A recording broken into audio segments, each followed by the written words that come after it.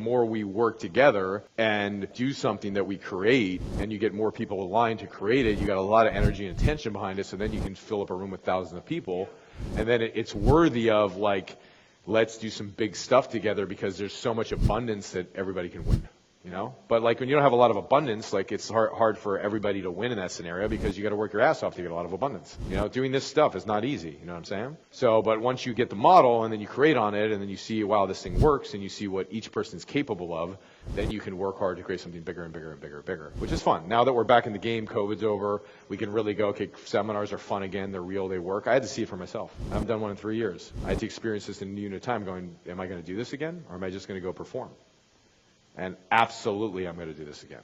It's like that I get one experience performing and one experience doing this with you, and they're both just as magnificent. So it's great, you know? So that's why I want to encourage you to do seminars. So first, like, what made me who I am from the speaking perspective, right?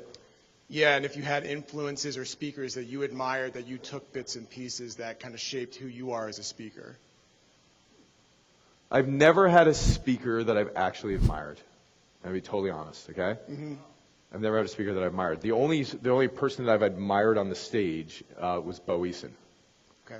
So I've had a performer that I've admired on the stage, and that was Bo Eason.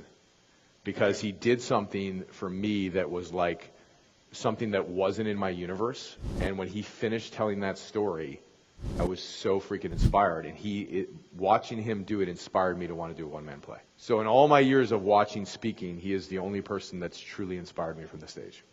Interesting. And in terms of my lessons and learning stuff, I pick up things along the way, watching people and stuff, you know.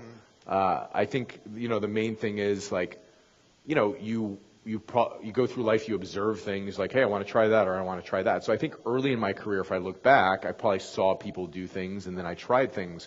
But the problem with that is it's like, it's an imitation. Mm-hmm. And when it's an imitation, it doesn't feel good and it doesn't go far. Yeah. So I think, you know, what I do today is when I learn something, right, I want to take it and make it my own, mm-hmm. you know? So I'm very attentive to listen. Like, let's say I'm doing my one-man play, and like I'll ask James, who directs my play, I'll go, show me what you're doing there. Show me that. Mm-hmm. And I observe how he does it, and then I take it and I make it my own. Okay. So those are the things I'm most interested in learning in performance, mm-hmm. to watch, because I've been doing that for less time than speaking. Mm-hmm. Early on in my speaking career, 22, I didn't want any advice. Like, you know, like I was just going to go do it. Like my first speaking engagement, I walked back and forth on the stage. Like nobody told me anything about speaking. I didn't know anything about speaking. I was just going to go do it my way. And I've always been that way to, I think, to a benefit, which I'm going to do it my way. All right, quick pause. So if you're liking this and you want help applying it to your business, just click the link down below and you can book a free strategy call with one of my consultants. And these exact systems I'm sharing with you today, we've helped thousands apply them to their business. Let's get back to it. So I'm going to figure it out. I'm going to win my way or I'm going to lose my way, right? Mm-hmm. But in doing that, it helped me learn to just like take it on myself. And it doesn't mean you don't have help of other people. Mm-hmm. But in the ultimate end decision, I'm going to do it my way. Mm-hmm. And I'm just going to do it. And so that first speech, like I didn't know what the hell I was doing. I couldn't even look at the audience, you know? Mm-hmm. But I learned something from that, you know? Mm-hmm. And I told a story, and the story was kind of good. And then I walked away, and I was like, oh, wow, I really like telling story. So I learned something from everything that I do that I want to take more and more from what I'm learning from myself.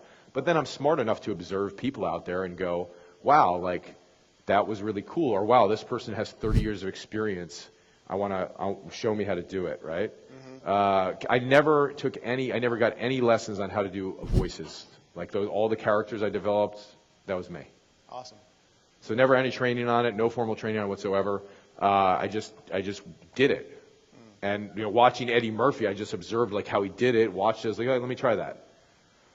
Cool. So I think you can learn a lot from observation, right? Mm-hmm. It's like when we did it in like during COVID and lockdown, we filmed it, and I would watch it back, and I remember one of the scenes, the scale scene where I ate the goldfish, right? I watched that back because the speed at which we did that, right? It was the speed of that was different than other scenes, and I learned something from that, you know, of watching the speed of it, you know? And that's one of the things that James helped me with. He's like, you know, it's comedy when you speed it up sometimes. So like I took that note, I was like, let me speed it up. And then when I watched it back, I'm like, wow, that works, you know? So yeah, I watch it back sometimes and see how it goes, and but not a lot of watching it back, you know? Right. Not a lot of watching it back. Like I won't watch these tapes, you know? But like if in that situation where we were putting out a virtual product, I wanted to see what it looked like.